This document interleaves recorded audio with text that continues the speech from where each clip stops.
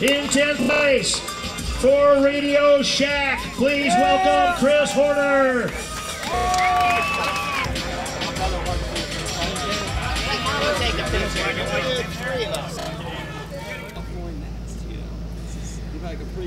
Well, I don't plan on retiring anytime soon, so I'm not really looking at much more of the future other than which teams I'm riding for and what results I can grab between now and then.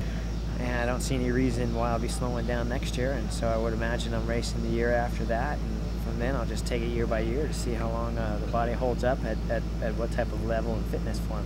You're kind of known for your unconventional eating habits as far as cycling. Little bit. Yes, a little bit. Yes. Let's see. How many Chicago dogs have you had so far while here? And then, no Chicago dogs, but I have had a couple hamburgers already, yes. Oh, the hamburgers. Yes. What's your favorite style of the In-N-Out?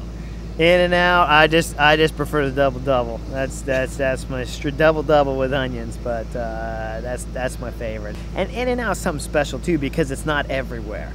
Yeah, I have two homes. My official home's Bend, Oregon, and of course I grew up in San Diego, so that's also my home, and I own a house in San Diego now too. So when my girlfriend and I leave Oregon and we go down to SoCal, then we always stop off at In-N-Out. It's like our little tradition of welcome home. So there's something special about In-N-Out between the rarity of it and then just the quality of how good it is. What are you planning on doing in the off season? Off season, we're in the process of buying another house, so in the off season I'm sure I got stuff to do around the house and work on, and then just spend time with my kids in general. Are you doing some cyclocross races around? I would love to do some cyclocross races, but at the moment I don't know if it's age or what, but it always just seems to be I have some kind of nagging injury. If I could ever get into the season without something already nagging me, then I'd love to do some cyclocross, but it seems like at my age there's always a little something that's tweaked or off that I need to just recover from and have some rest time.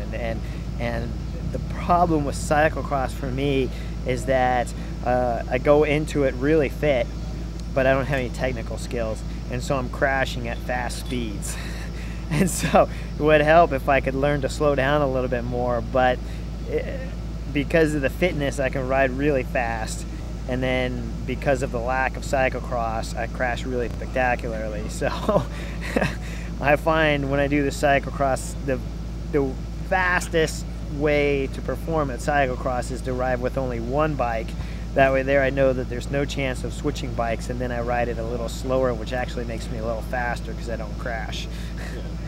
I see that picture, I think, of you doing something spectacular. Right? Oh, I've done multiple spectacular. Legendary for that. I'm legendary. There was someone took the time to make a fabulous video of Chris Horner's skills on the cyclocross bikes, and if you really understand cyclocross and you watch that video, it's absolutely comical.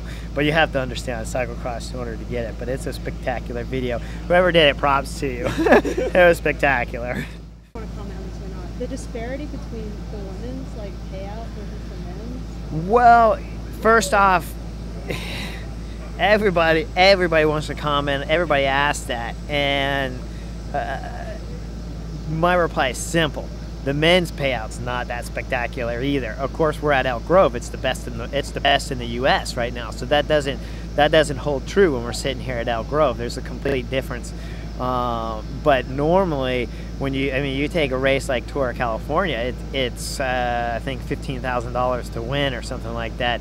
For 8-day stage race, it's maybe $3,000 or whatever it is to win a stage, maybe even only 2.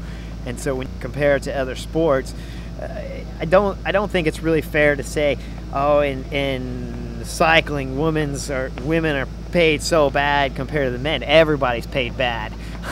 The men are paid bad, the women are paid bad, the women are just paid worse than the men are even. But is it unfair? Certainly the women need to get paid better, and I think the men need to get paid better too. The Chapella. Okay. The Chapella. I don't wear the Chapella. It looks pretty goofy, but I love the hat, and I will frame it, and it will be someplace where I see it daily, because I have always wanted one of the Chapellas, And that region in Spain is really a traditional region for cycling. It is enormous, the amount of respect that the people have up there of cycling.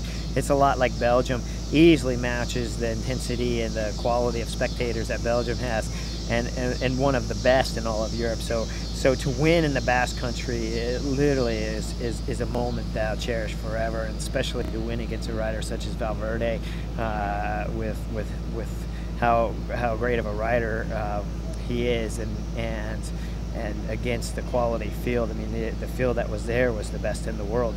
That field there is the same that we just got done racing into the Tour de France. So to win there was a fabulous moment.